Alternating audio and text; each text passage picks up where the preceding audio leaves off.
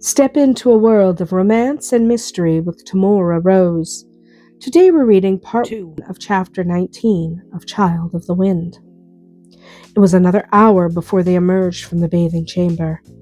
Canace's face was aflame as she wrapped herself in a towel to hide her naked body from prying eyes. She needn't have bothered.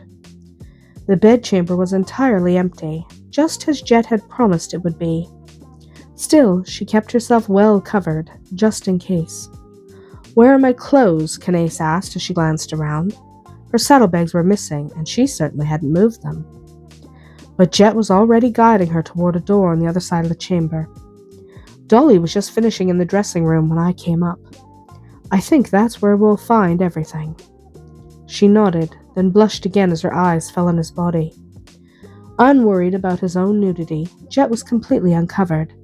It didn't necessarily make her uncomfortable, but she certainly would have preferred if he had his breeches on. With this in mind, she scurried into the dressing room. Just as he'd predicted, the clothing was waiting for them. She was a little surprised that his clothing was there also. It should have been in another chamber until they were properly married. Why would Dolly do that? Jett grinned. "As I said, she knows exactly where I spent last night." He reached for her. Glaring, she danced away. "You and she assume too much." He could have chased her, but he simply turned to find his clothing.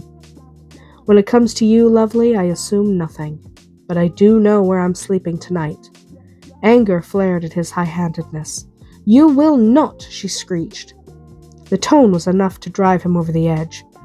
Dropping the breeches he'd retrieved, Jett swung around, grabbed her by the shoulders, and pushed her back against the nearest wall. "When you screech at me, I either want to toss you across my knee or on the bed," he growled. Before she could respond, his lips were crushing hers in a painful kiss. She struggled against him, trying to push him away, but he was just too heavy for her petite frame. His kiss was punishing, which frightened her just a little. When he tore the towel away from her body, that fear blossomed, making her tremble and whimper under his touch. Sensing her fear, Jett let her go. He watched as she scampered into the nearest corner, shielded her body with her hands, and gazed at him with wide eyes. Like the day at the bluff, he'd unintentionally frightened her.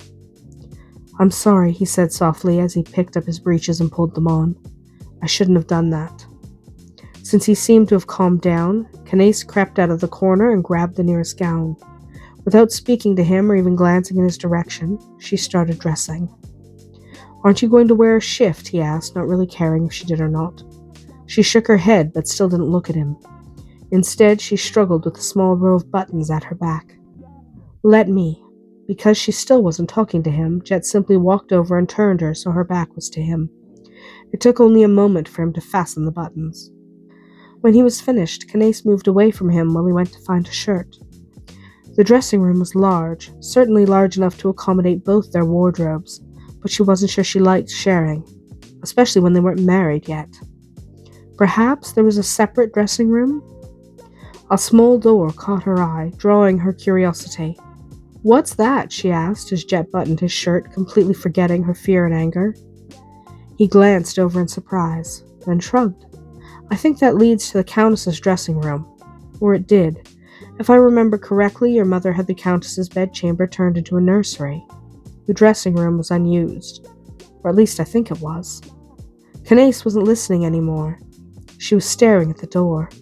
Something Jett's father had told her was floating through her mind. "I was found in there, wasn't I?" That stopped him cold. "Yes," he answered reluctantly. "My father found you in there when you were a baby." She took a step toward the door. "Canace, don't." "I have to see," she insisted. He sighed. "At least let me get a candle." It would be dark, she realized. This room didn't have a window, so it was likely its twin didn't either. A candle would be welcome, so she stayed where she was while Jett collected one from the bedchamber. When he returned, they both moved toward the small door. He pulled it open and stepped through, motioning for her to follow.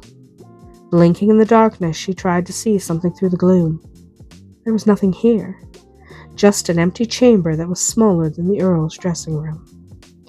Why didn't they find me?" He knew what she was asking. With the one door hidden by your parents' clothing and the other practically invisible behind a tapestry, it's likely no one knew it was here. In those days, it was mostly a storage area. No one would have thought to hide a baby here. No one but your mother. Not knowing what to say, Canace looked for the door that led to the nursery. Jett found it first and swung it open, allowing her to precede him. This room had many windows. The dwindling light gave the chamber an ethereal glow, making Canace a little nervous. The chamber had been thoroughly cleaned and emptied, even of its carpets, so their footsteps echoed in an eerie sort of way. "This was my nursery," she asked softly. "And your brother's before yours." Jett watched her move silently about the room. Before your parents were married, it was the Countess's bedchamber. They shared their chamber. That was unusual. Most married couples maintained separate bedchambers. As we will.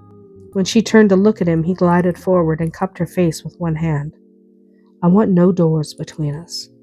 It sounded as if he'd reconciled himself to their marriage, but Canace decided not to point that out. Instead, she met his penetrating gaze. "Will we?" In response, he kissed her lightly, then released her. "Would you like this room set up as a sitting room or a nursery?" "Nursery? Children? Her? Now? Soon?" The thought made her hesitate. Her voice trembled when she spoke. "Do I have to answer that right now?" He couldn't help but laugh. "No. Come. We'll dine in our chamber." Our chamber. He had already staked his claim. She might have argued with him, demanded that he leave her chamber, but she was hungry and she wasn't entirely sure she wanted to be alone in this place just yet. So she swallowed her indignation and followed him back to the master chamber. Once there, she fixed her hair while Jett called for their supper. Though she should have taken the opportunity to garb herself appropriately, Canace decided she just couldn't stand a shift or stockings tonight. And why should she bother? He'd seen her naked. The lack of a shift wouldn't matter. When supper finally arrived, she sat down with a flourish, fully intending to eat her fill. The rabbit was cooked to perfection, the fish was delicious, and the bread was soft and fresh. The marzipan was sweet and the apples were crisp. Despite all this, she barely tasted anything. She was instead thinking of the night her family had died. Right here, in this room, her parents had lived their final moments. Down the hall, her brothers had been sleeping peacefully in their beds.